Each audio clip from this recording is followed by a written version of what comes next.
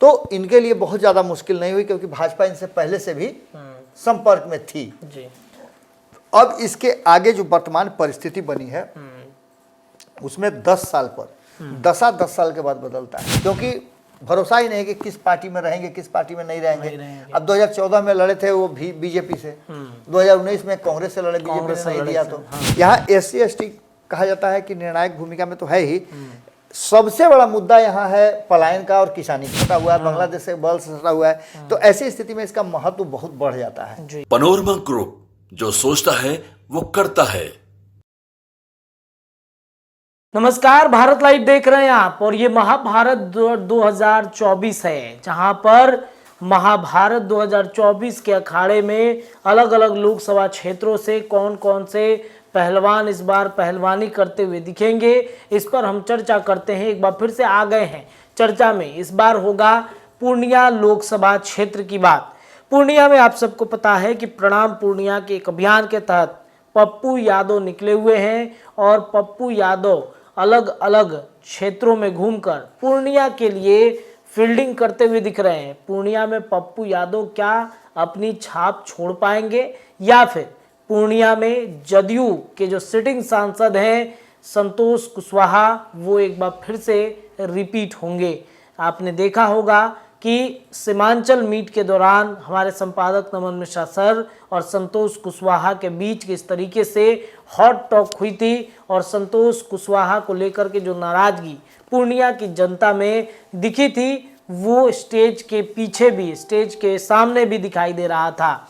काफ़ी ज़्यादा लोग आक्रोशित थे, एक के बाद एक ताबड़तोड़ सवालियों का सिलसिला जो था वो जारी था। तो ऐसे में पूर्णिया में क्या होगा, कई लोग दावेदार कर रहे हैं, माले से लेकर कांग्रेस से लेकर चिराग पासवान की पार्टी खुद जो है वो वहां पर दावेदारी कर रही है। तो ऐसे में महाभारत 2024 के आज के एपिसोड में पूर्णिया से पप्पू यादव को कांग्रेस बनाएगी कैंडिडेट, तो चिराग की लगेगी लॉटरी, किसको जिताएगा ओवैसी का फैक्टर।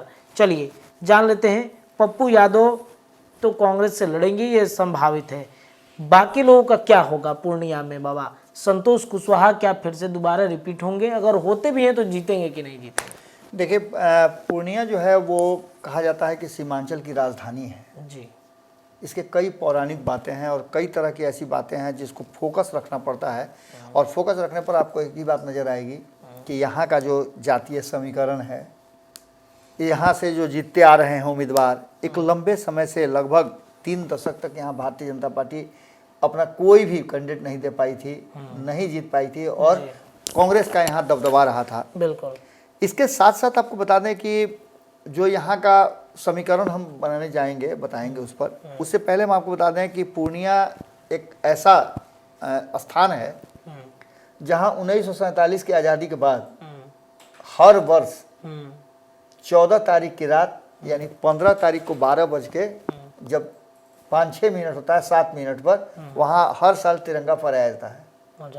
15 अगस्त को जी जी जी 15 अगस्त को वहाँ झंडा फहराया जाता है 1947 की आज़ादी के बाद से।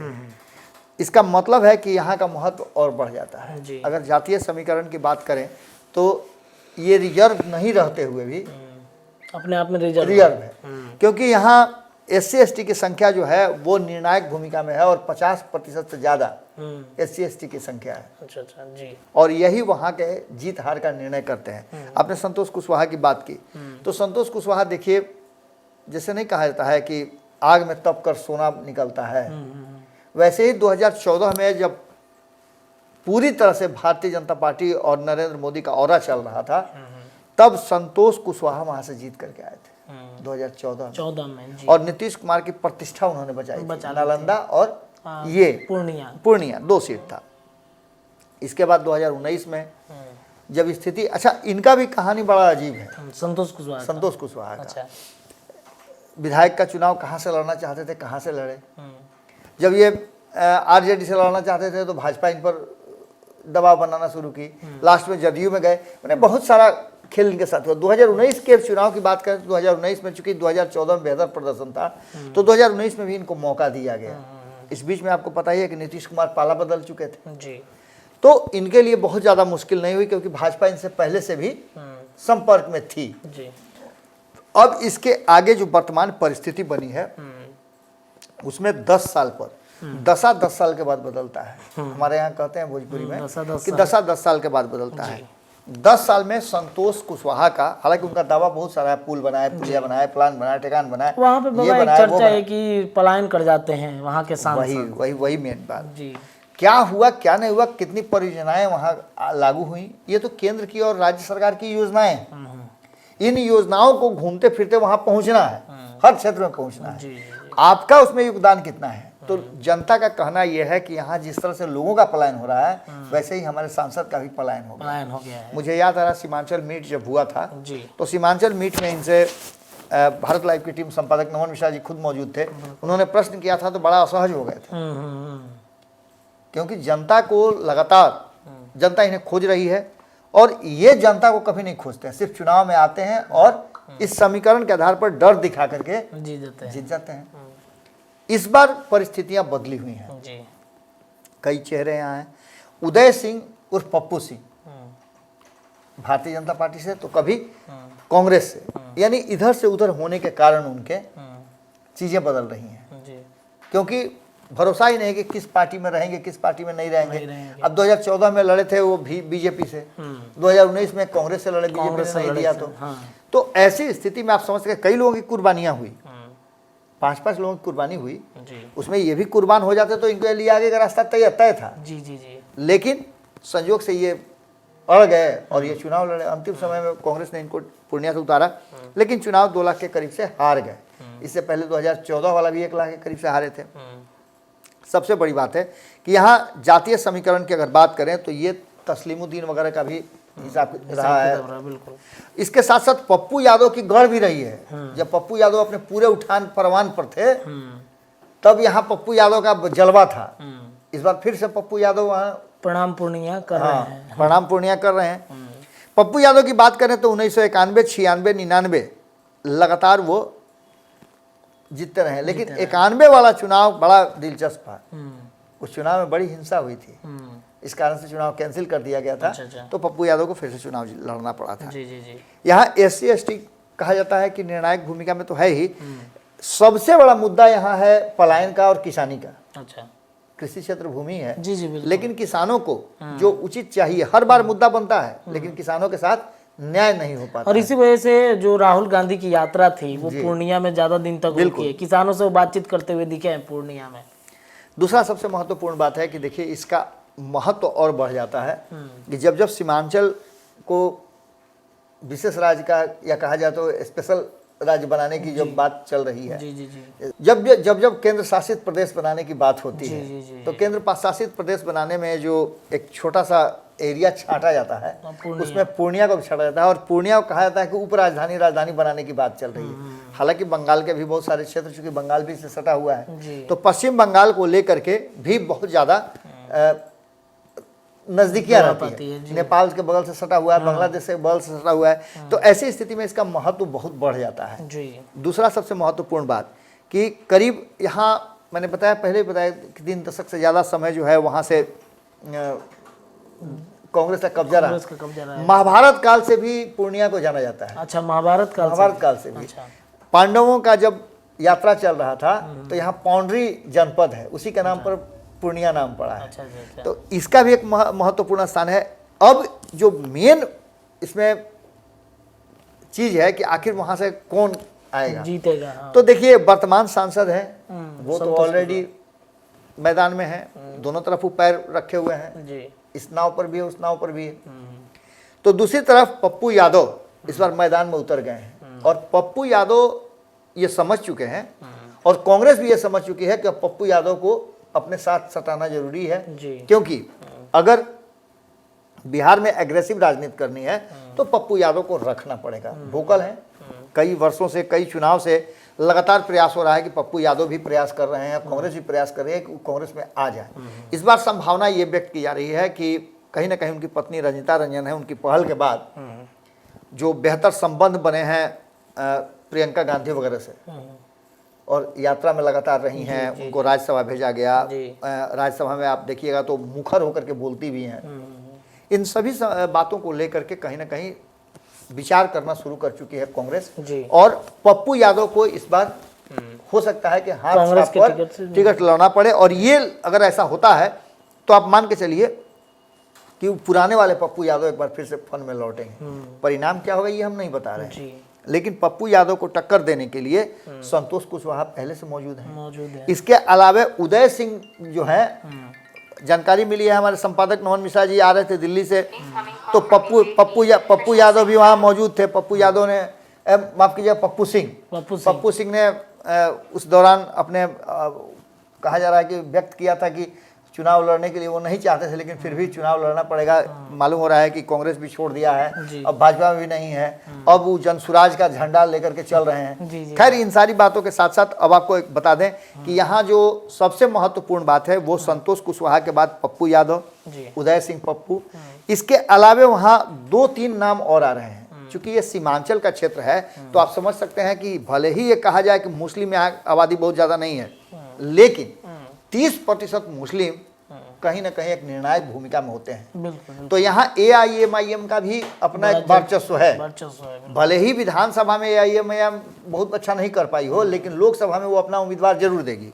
तो इसके लिए वो अख्तरुल इमाम को इस बार वहां से चुनाव लड़ना चाहते। पिछली बार आप देखा कि किशनगंज से लड़े थे जी, अच्छा टक्कर भी दिए थे, लेकिन यहाँ चूंकि मैदान एकदम खाली है, यहाँ मुस्लिमों का एक वुस्त वोट आएगा, और अगर ये मैदान में उतार दिए तो ये निर्णायक भूमिका में होंगे, क्योंकि भारतीय जनता पार्टी इस बार इस सीट पर विशेष नजर रखे हुए है।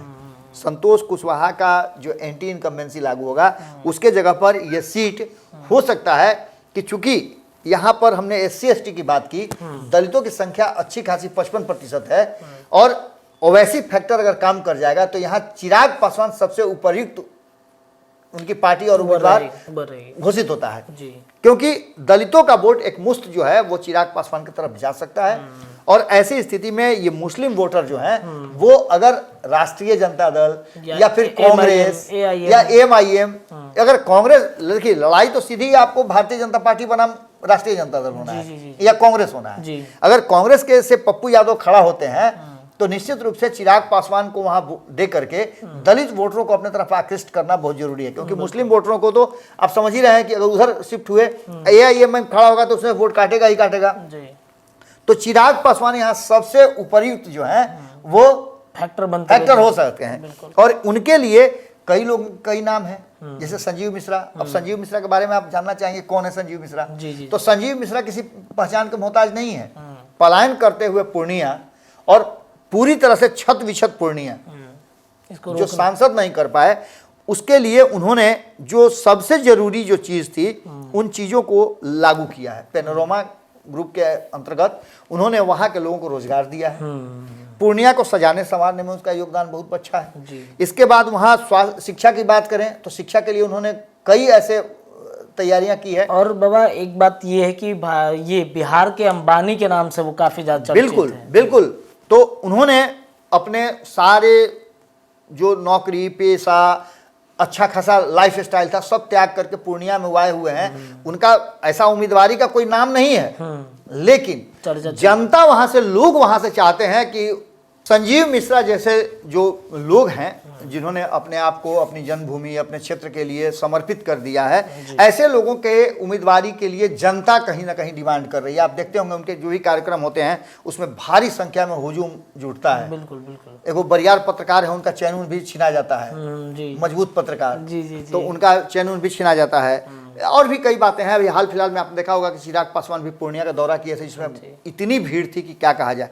तो ऐसी स्थिति में SC ST का अधिक संख्या में होना इस बात की तरफ अपील कर रहा है कि पूर्णिया में इस बार अगर चिराग पासवान का कैंडिडेट होता है, और भारतीय जनता पार्टी इस दिशा में बड़ी तेजी से सोच रही है, जो कहा जा रहा है कि सीटों का अदला बदली होगा, उसमें कहीं ना कहीं इस बार जीतने के लिए और नरेंद्र मोदी को प्रधानमंत्री बनाने के लिए जो बीड़ा उठाया गया है चिराग पासवान के द्वारा, वो चिराग पासवान वहां से संजीव मिश्रा को उम्मीदवारी दे करके कहीं ना कहीं एक तरफ जहां सवर्णों का वोट है 10% वो अपने हाथ पास ले आएंगे, तो दूसरी तरफ दलितों का वोट 55% वो आ जाएगा। और इसके बाद EBC और हिंदुत्व वाला जो वोट है, OBC का जो गैर यादवों का वोट है, वो सारे वोटों को जुटा करके इकट्ठा करके ये बात साफ नजर आ रही है कि कहीं ना कहीं MOI समीकरण यानी मुस्लिम यादव समीकरण जो है उस पर ये समीकरण भारी पड़ता हुआ दिखाई दे रहा है। वहीं अगर बात करें तो सीपीआईएम भी वहाँ से सीपीआईएमएल जो है वहाँ वो भी महबूब आलम जो है वो भी अपने तैयारी कर रहे हैं। तो ये सब मिला जुला करके कहीं ना कहीं एक बात तो साफ नजर आता है। और पूर्णिया चूंकि राजधानी इसलिए भी महत्वपूर्ण हो जाती है सीमांचल की कि यहाँ से इसी से तीन जो अलग जिला है निकले हैं, कटिहार, अररिया, किशनगंज, ये सभी वहां से निकले हैं। इसके अलावे आपको बता दें कि जो यहाँ 6 विधानसभा हैं उसमें जो ये अगर समीकरण की बात करें तो समीकरण में आपको नजर आएगा कि भारतीय जनता पार्टी जो है वो 3 सीटों पर जीती है, जनता दल यूनाइटेड 2 सीटों पर और 1 सीट पर मात्र कांग्रेस ने जीत हासिल किया है। तो इस दृष्टि से भी ये कहीं ना कहीं ये भारतीय जनता पार्टी के लिए प्राइड सीट बन जाता है। और भारतीय जनता पार्टी को यदि जीतना है तो अपना कैंडिडेट नहीं बल्कि एक दलित उम्मीदवार और दलित पार्टी, मतलब एनडीए गठबंधन दल से ही कोई नेता को यहाँ पे उतारना पड़ेगा। बिल्कुल नहीं, एनडीए गठबंधन में तो जनता दल यूनाइटेड भी है, लेकिन चूंकि संतोष कुशवाहा पर एंटी इनकम्बेंसी हावी है और ऐसी स्थिति में उनके चुनाव लड़ने की संभावना तो है जी, लेकिन जीतने की संभावना कम हो जाती है। उसमें भी पप्पू यादव फैक्टर आ गया है।